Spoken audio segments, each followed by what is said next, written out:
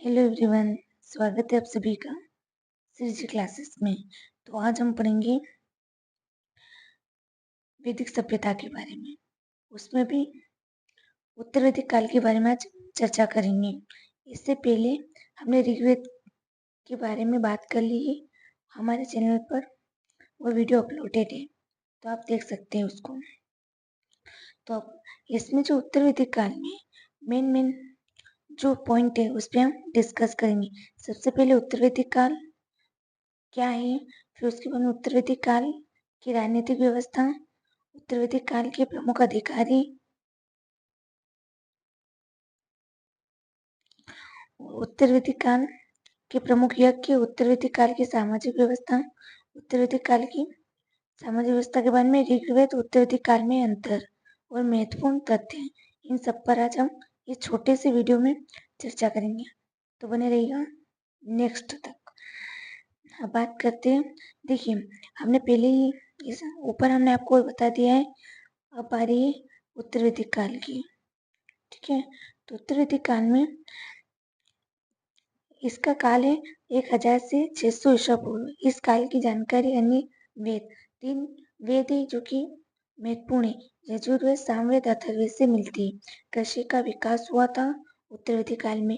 लोहे का उपयोग प्रारंभ हुआ, बड़े राज्यों का निर्माण हुआ, वर्ण व्यवस्था अधिक कठोर हो गई। ठीक है, तो आज हम उत्तर वैदिक काल के बारे में बेसिक से चर्चा करेंगे।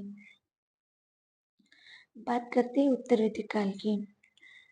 तो उत्तर वैदिक काल, उत्तर वैदिक काल वैदिक सभ्यता का दूसरा चरण है। इस काल की जानकारी मुख्य रूप से यजुर्वेद, सामवेद, अथर्ववेद, ब्राह्मण ग्रंथ, आरण्यक, उपनिषद से प्राप्त होती है।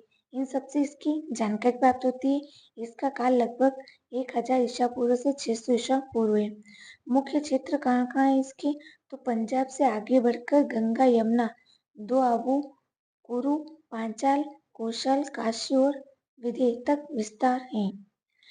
इस काल में छोटे छोटे जनों के स्थान पर छोटे छोटे जन के स्थान पर शक्तिशाली राज्यों का विकास हुआ। ये वैदिक सभ्यता के उत्तर वैदिक काल। अब बात करते उत्तर वैदिक काल की राजनीतिक व्यवस्था। तो उत्तर वैदिक काल की राजनीतिक व्यवस्था, राजा की शक्ति पहले की तुलना में अधिक बढ़ गई।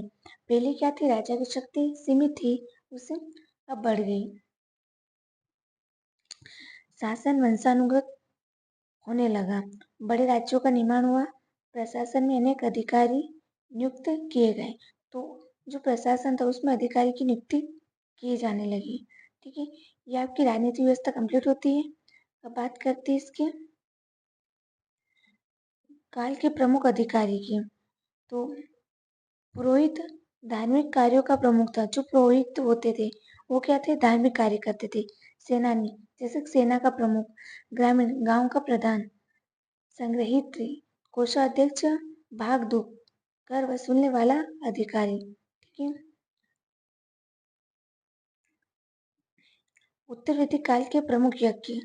तो उस समय जो यज्ञ चर्चित थे, जो प्रसिद्ध यज्ञ थे, उनके बारे में बात करते हैं। तो उत्तर वैदिक काल के प्रमुख यज्ञ, राज्य सत्ता को मजबूत करने के लिए बड़े यज्ञ किए जाते थे।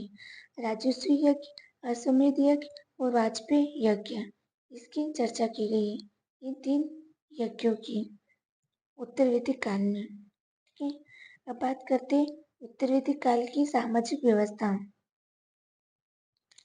तो उत्तर वैदिक काल की सामाजिक व्यवस्था के बारे में देखते हैं। इस काल में समाज अधिक जटिल हो गया। तो समाज क्या जटिल हो गया। वर्ण व्यवस्था जन्म पर आधारित और कठोर होती गई। जन्म पर आधारित कर दी उसको और कठोर कर दी। उसमें 4 वर्ण, ब्राह्मण, क्षत्रिय, वैश्य और शूद्र, 4 भागों में बांटा गया इसको।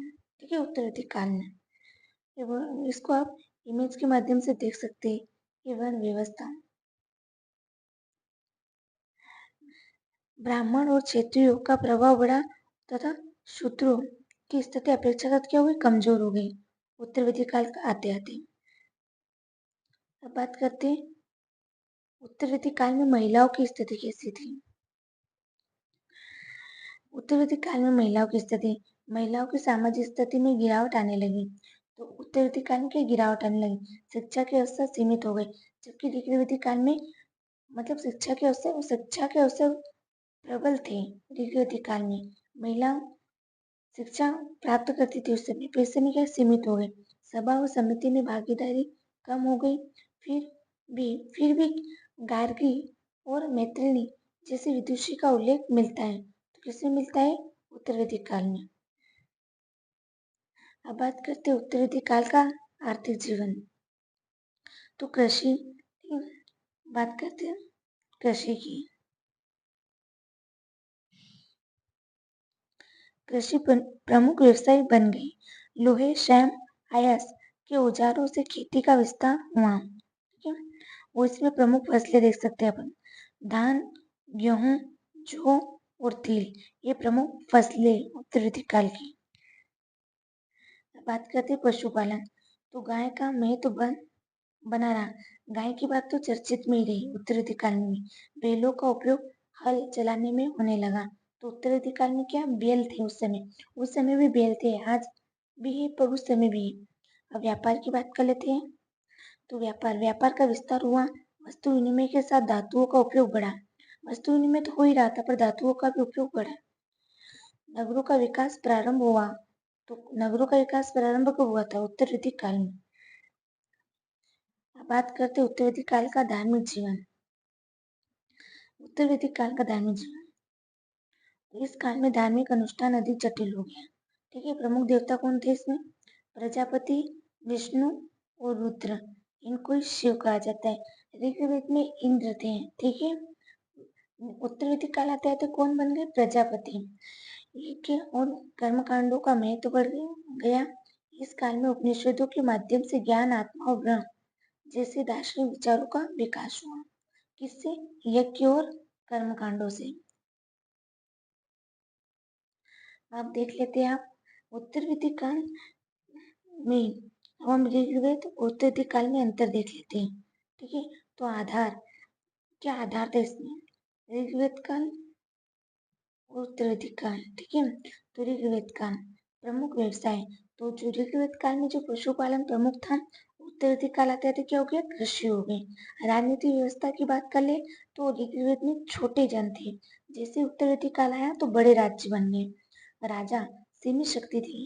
ऋग्वेद में क्या थे? सीमित शक्ति थी राजा की। जैसे उत्तरवैदिक काल में का समय आया तो अधिक शक्तिशाली हो गया राजा। वर्ण व्यवस्था कर्म के आधार पर थी। जैसे अपन कर्म करते थे ऐसे ही क्या थे ऋग्वेद में, और उत्तरवैदिक काल में जन्म के आधार पर हो गई। ऐसे ही महिलाओं की स्थिति अपेक्षाकृत ऊंची। किस समय की बात है? ऋग्वेद की। और गिरावट आने लग गई उत्तरवैदिक काल में। ठीक है, धर्म, प्रकृति की पूजा ऋग्वेद में और यज्ञ और कर्मकांड का प्रमुख। तो जैसे उत्तरवैदिक काल आया तो उसमें यज्ञ और कर्मकांड का प्रमुख हो गया। धातु, तांबा और कांसा ऋग्वेद में, और लोहे और श्याम आयस का व्यापक उपयोग किस काल में होने लग गया? उत्तरवैदिक काल में। ये आपके इन दोनों के अंतर कंप्लीट होते हैं। अब इसके महत्वपूर्ण तथ्य देख लेते हैं। देखिए, इसके महत्वपूर्ण तथ्य में उत्तरवैदिक काल का समय तो 1000 से 600 ईसा पूर्व। ठीक है, प्रमुख ग्रंथ कौन थे इसमें? तो यजुर्वेद, सामवेद, अथर्ववेद, ब्राह्मण, आरण्यक और उपनिषद। लोहे का, लोहे को क्या कहा जाता है? श्याम आयस। ये महत्वपूर्ण, इसको याद रखना। प्रमुख यज्ञ राजस्व, अश्वमेध, वाजपेयी। वर्ण व्यवस्था इस काल में क्या थी? जन्म के आधार पर हो गई थी, कठोर हुई थी। कृषि प्रमुख व्यवसाय बन गई। प्रमुख राज्यों में कुरु, पांचाल, कौशल, काशी और विदर्भ सम्मिलित थे। गार्गी और मैत्रिणी इस काल की प्रमुख प्रसिद्ध विदुषी थी। तो किस समय की? उत्तरवैदिक काल की। उपनिषदों में आत्मा, ब्रह्म, मोक्ष जैसे दार्शनिक विचार का विकास हुआ। किस काल में? उत्तरवैदिक काल में। ये आपका महत्व भी यहाँ पे कंप्लीट होता है। अब बात कर लेते हैं इसके कुछ महत्वपूर्ण प्रश्नों के बारे में।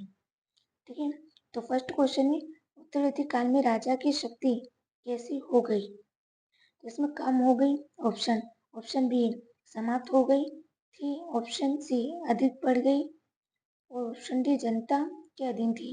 तो इसमें ऑप्शन आएगा सी अधिक बढ़ गई। सेकंड क्वेश्चन है उत्तरवर्ती काल में शासन व्यवस्था प्रमुखता कैसी थी?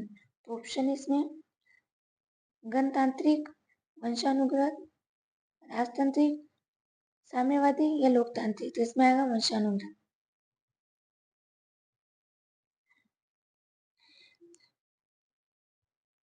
थर्ड क्वेश्चन है उत्तरवर्ती काल में कौन सी फसल सबसे अधिक बोई जाती थी? तो ऑप्शन इसमें ए कपास, बी धान, सी चाय, डी कॉफी। तो इसमें आएगा धान, ऑप्शन बी। फोर्थ क्वेश्चन है उत्तरवर्ती काल में राजा की सहायता कौन करता था? ऑप्शन ए केवल सैनिक, ऑप्शन बी पुरोहित और अन्य अधिकारी, ऑप्शन सी केवल व्यापारी, ऑप्शन डी केवल किसान। तो इसमें ऑप्शन आएगा बी पुरोहित और अन्य अधिकारी। फाइव क्वेश्चन है उत्तरवर्ती काल में राज्य व्यवस्था कैसी थी? लोकतांत्रिक, ऑप्शन बी गणतांत्रिक, ऑप्शन सी राजतंत्रात्मक, ऑप्शन डी साम्यवादी। तो इसमें आएगा ऑप्शन सी। सिक्स क्वेश्चन है गुरुकुल में विद्यार्थियों को क्या कहा जाता था? ऑप्शन ए सैनिक, ऑप्शन बी ब्रह्मचारी, ऑप्शन सी मैत्री, ऑप्शन डी पुरोहित। तो इसका क्वेश्चन आप कमेंट में दीजिएगा और मुझे कमेंट करके जरूर बताइएगा कि आपको आज की क्लास कैसी लगी। Thank you so much. मिलते हैं आपसे नेक्स्ट वीडियो में। राधे राधे।